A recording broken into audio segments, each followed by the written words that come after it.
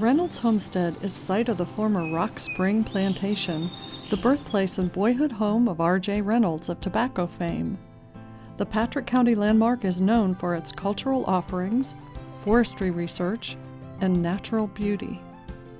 It really does act as a community center. Of course, we have the historic home and the 800 acres which the Forestry Research Center is also located on.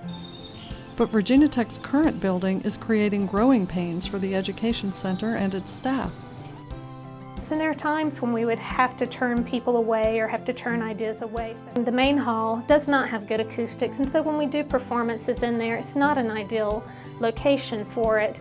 Enter the Community Design Assistance Center, which employs Virginia Tech students. We were thinking that the hearth could be Hokie stone, which would kind of foster that connection with Virginia Tech. And the cladding could be woods that are harvested on site.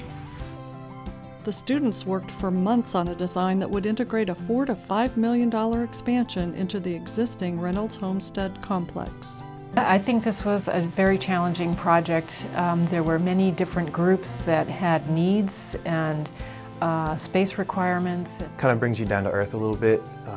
With most studio projects, you're kind of the client, really. So you make the judgments and you decide whether or not, putting this room next to this room, whether that works or not. But having a real client, they push back a little bit and say, that doesn't work, or, if we have a program like this, then, how do you respond to that? So, we kind of had to take all that into consideration.